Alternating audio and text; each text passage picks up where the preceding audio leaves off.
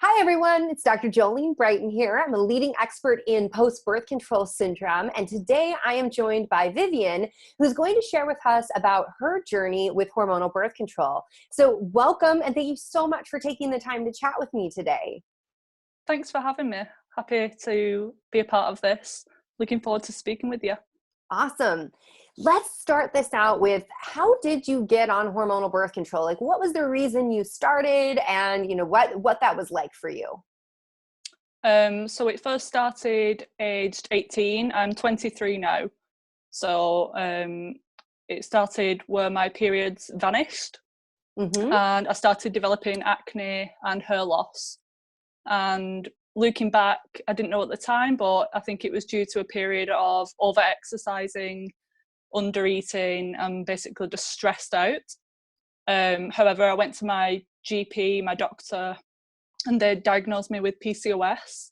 I did have the ultrasound and it did show cystic ovaries. And I did have the appearance, like the acne and things like that, even though I wasn't overweight. And I was subsequently put on the pill. I had two options. They told me that I could either wait and just see how things went. However, I don't think things would change because I was still doing the same things. I still wasn't fueling my body correctly. So my other option was to go on the pill, and being an 18-year-old girl, I just wanted my symptoms to go.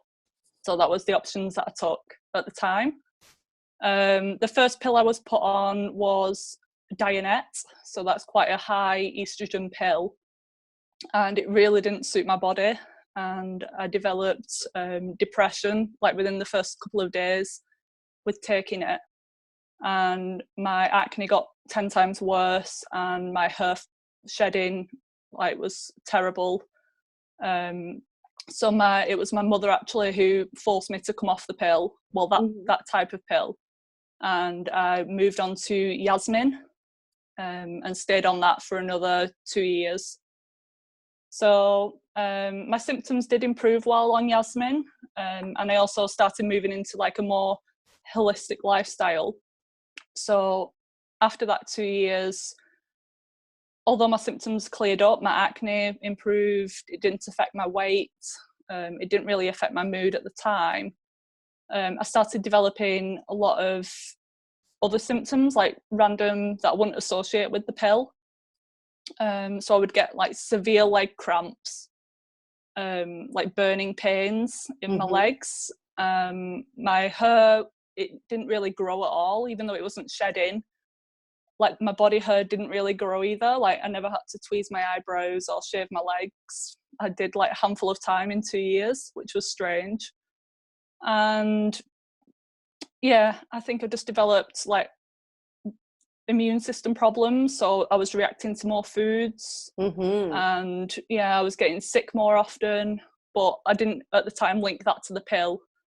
I just wanted to come off just to see how my body was dealing, and because I wasn't because my diet was a bit healthier, I was thinking, why am I doing this? Why am I still putting medication into my body? Yeah, that's super common thing for women to say, like, wait a minute, I'm doing all of these other things in my life to be healthy, and yet every day I'm popping this pill. Yeah, so that was the time when, I think it was on my 21st or 20th birthday, I decided, right, I'm coming off. And yeah, if you want me to go on to the next part, or if you've got any questions about that first. Yeah, well, I'm curious, how long was your period missing before they started you on hormonal birth control? I went to the doctors after 3 months of not having a period, and then I think it was like another month or two before I started the medication. And did anybody talk to you about your diet or about how much you were exercising? No. They were saying I had like really low blood pressure as well, and they were saying, oh, you must be an athlete, you're really healthy. Yeah. But I would be like lightheaded every time I stood up.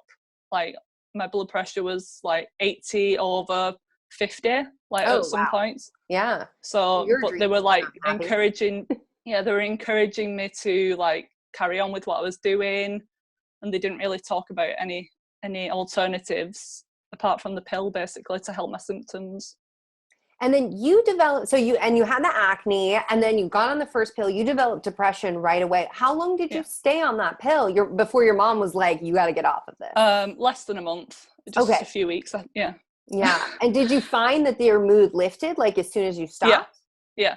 It was never 100%, I'd say. Like when I was on the Yasmin, I was never my like true self, but it definitely wasn't as bad as what it was on that first pill. Yeah, and the Yasmin is a spironolactone derivative. And so just for people who are not familiar with this particular pill, Yasmin, Ocella, they're the spironolactone derivatives. And spironolactone is used in PCOS women often for acne, but and for the excess androgens causing acne. But with that pill, why they like to choose it for PCOS is because it's got the benefit of the acne, and at the same time, it'll trigger that withdrawal bleed, which, a lot of doctors are confused and think, well, you're having your period. That's a period. But in reality, if there is no ovulation, there is no true menstrual cycle. So it's a pharmaceutical withdrawal bleed. So I really want to highlight in your journey is that you started taking steps to change your diet, to change your lifestyle. What kinds of things did you start to employ before you came off of hormonal birth control? So when I first lost my period at age 18, I thought I was healthy then because I was exercising, but it was kind of like the basic like whole grains and high fiber and things like that, and like skinless, boneless chicken breasts and kind of like the basics of healthy eating that people think, and yogurts and things like that, like low fat yogurts. So when I changed my diet around the time that I came off the pill, it was definitely more like natural foods, staying away from the processed foods. I think I went gluten-free at that time as well, and possibly dairy-free, because I noticed that if I did have dairy, my skin would flare. Yeah, very common. Yeah, so it wasn't like my diet is now, but it was definitely an improvement from what I was eating. And did you shift your exercise at all? Yeah, so at the time I lost my period, I was exercising.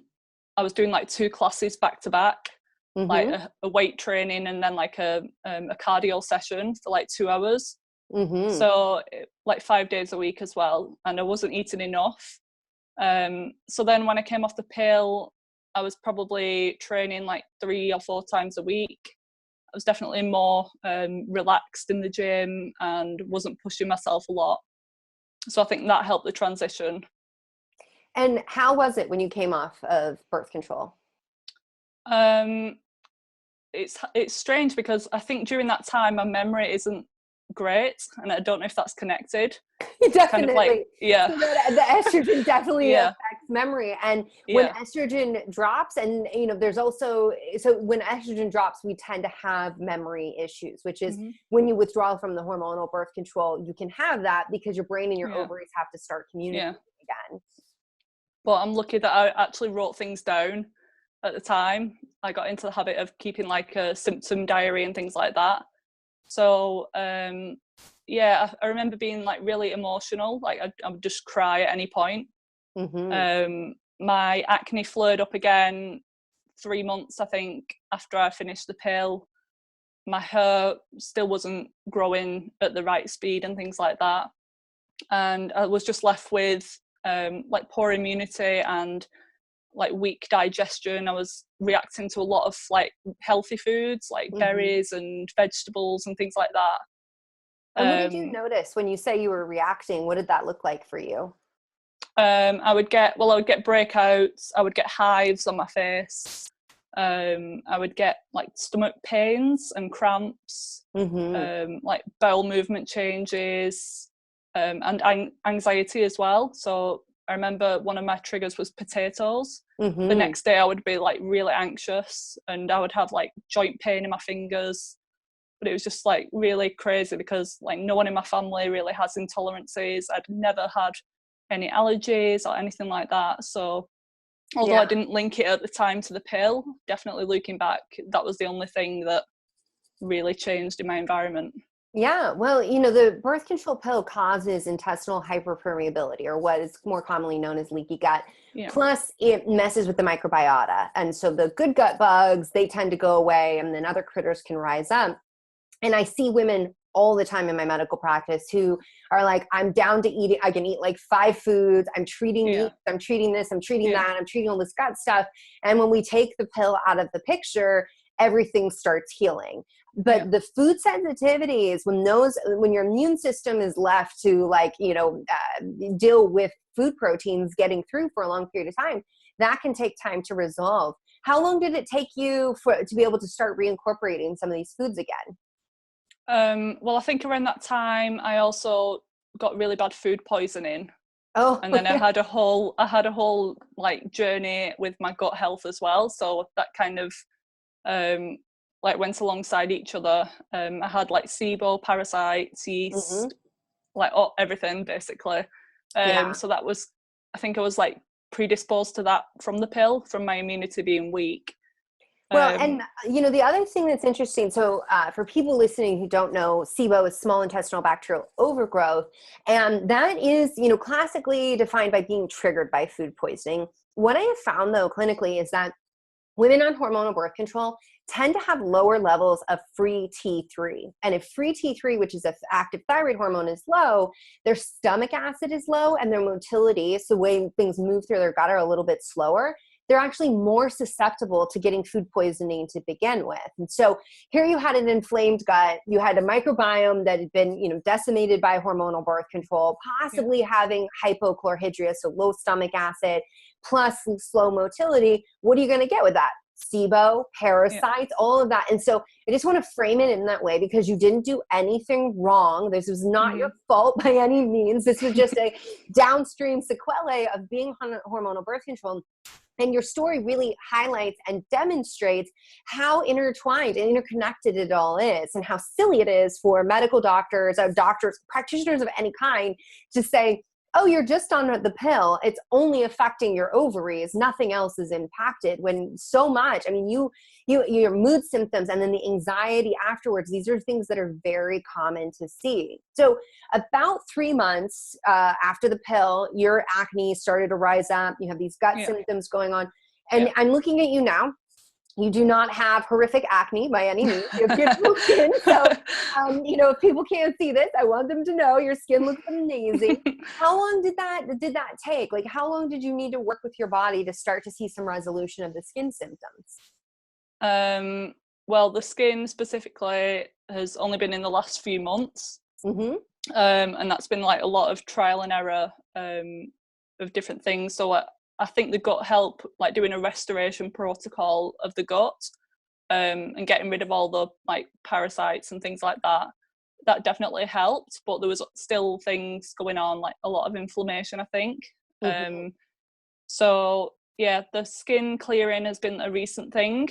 And just what I found out from my own research was that histamine intolerance was a big factor.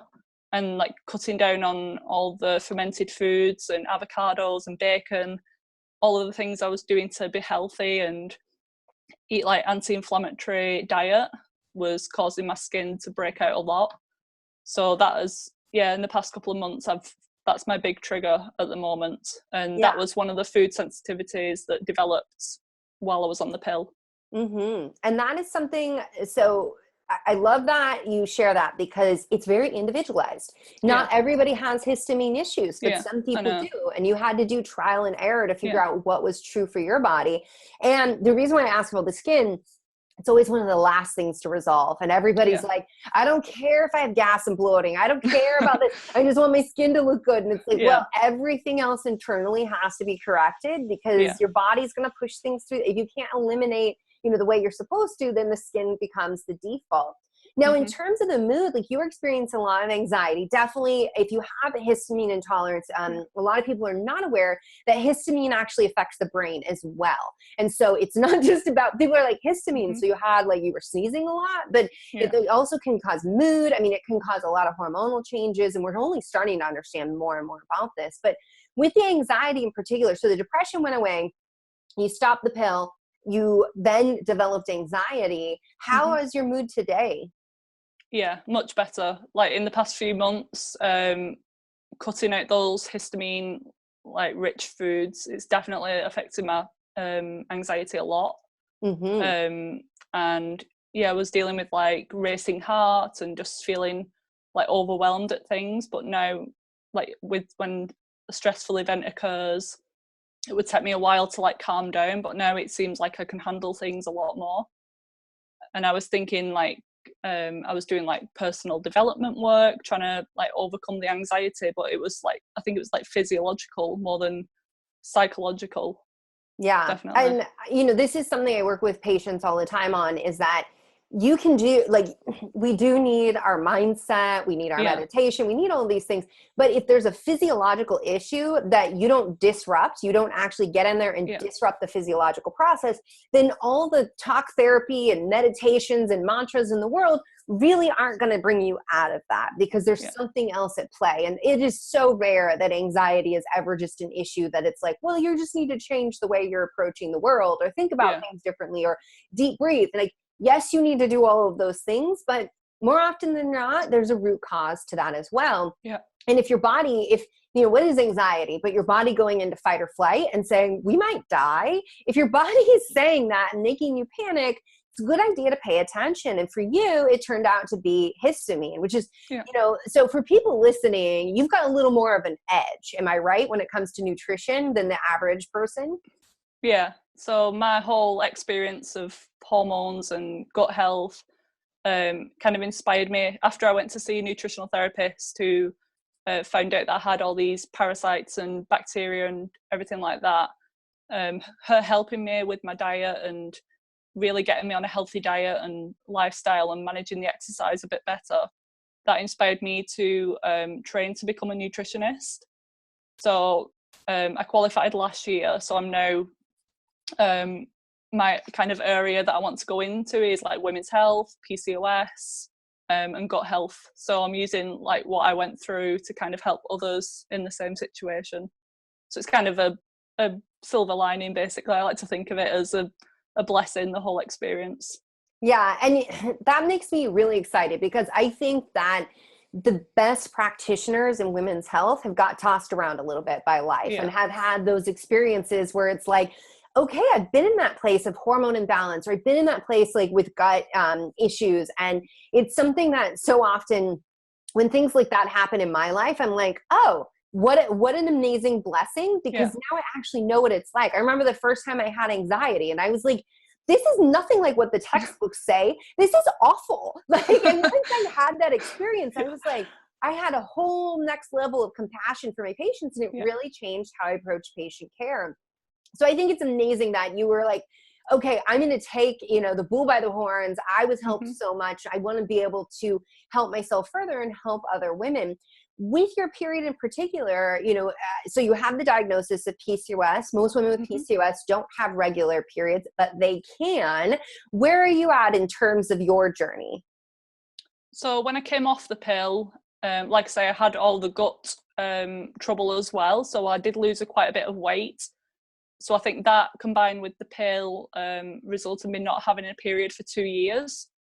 So I was kind of in the category, because a lot of people can get it back within like 6 to 12 months, but mine was 2 years. Which so is during also that time, not abnormal. Like we see, especially the PCOS woman. So there is research saying that the average woman will take 18 to 24 months to get her period back. And the caveat is always, if you have PCOS, there's already a dysfunction there in terms of like, and not that you're broken, just that the brain and the ovaries and how they're responding. And it's a metabolic issue, which metabolic issues take a bit more to really, turn that ship around. So 2 years is not that abnormal. Right, just, not just for you, but for women who are listening, not to give up. If it's been 2 years, don't give up. It definitely, I kind of forgot about having a period during that time. Like you kind of lose your feminine like energy. So it took a lot of like the gut healing and like restoring the deficiencies, managing stress and just all of those things. took time for like my body to get back on board and like remember how to do things again. So yeah, like I say, it's been over a year since I've been having regular cycles now. They are quite, well, they range from like 30 days to 35, so that's not that uncommon. Yeah. But definitely every month, cycling normally, ovulating, I'm just happy to have it back, really. That's awesome. I actually like having my period now. Yeah. Oh man, I hear that. I remember when how much I was like as a teenager thinking, I mean, I had incredibly painful periods where they thought I had endometriosis. Right. And looking back now, and now I'm like, you know, in my 30s, and I'm looking at like, oh my gosh, I may only have a period for another like 10 to 15 years. And like, that's going to be so sad when I don't have a period. And I'm like, wow. And you spent like the first decade hating it. Like, what was that about? Yeah. But, you know, and you having 30 to 35 day cycles, not abnormal. And this is the thing. You know, everybody is like stuck on the 28 days, and it's not about 28 days. That's the average, which means some women are going to have their periods sooner and some are going to have it later. And on average, women with PCOS tend to ovulate later in their cycle, which is nothing wrong with that. And the fact you're tracking things and you are ovulating regularly, and that's phenomenal. And that is something that goes against the conventional narrative, which is that a PCOS woman is infertile. She will never be able to ovulate. She'll never be able to conceive naturally. I work with women all the time that are, you know, they're exceptions to that conventional rule. So I think it's phenomenal that you are ovulating again. And I think it's awesome that you're also tracking that and paying attention to your body, because, you know, that's the other thing, is that lab testing can't tell us everything we need to know about a woman's body. And especially with women with PCOS, it can be trickier to narrow down those days to be testing and to really understand what's happening within the body. So for women who are watching this, listening to this now, and they're thinking about coming off hormonal birth control, they have PCOS and they're like, wait, my doctor said this is the only thing that can fix me. Is there anything you'd like to share with them? Yeah, I just want to say that it does seem overwhelming, like thinking that all your symptoms can come back, possibly worse than they were initially. But if you really work at the root cause of things and look at your own health and think, why is this happening? Are you living like a really stressful life? Are you eating poor quality foods, or have you got any food intolerances? Like, start tracking a lot of things. Maybe keep a food journal, a journal about your mood or your digestive symptoms, and just really do the research and look as to why it could be happening for you. And if that's too stressful, maybe work with a practitioner who can look at things objectively and like really help you out through that process. Yeah, I think having somebody objective, being able to stand back and look at your information. I tell patients all the time, doctors even have doctors. Like, we cannot go this journey. And because so often when you are, you know, what I like to say is that navigating your own health is like reading a book that's too close to your face. Everything's there. Everything you need to know is there, but you're so close, it's hard to see it for yourself. I want to say thank you. This has been just a great opportunity to have a conversation and to show women with PCOS what's possible. Women who are listening or watching this, they're going to want to find out more about you. Where can they find you, follow your journey, you know, pick up some tips? Yeah, of course. So my Instagram handle is Viva Natural Health. So that's VIVA Natural Health, all one word. My website is www.vivanaturalhealth.co.uk, and you can find me on Facebook as well. Fantastic. Well, thank you again. I really appreciate your time. I appreciate you sharing your I'm getting tongue-tied, sharing your journey. I know so many women are going to be inspired and really find hope in this story. So thank you. You're welcome. I hope it helps someone out there.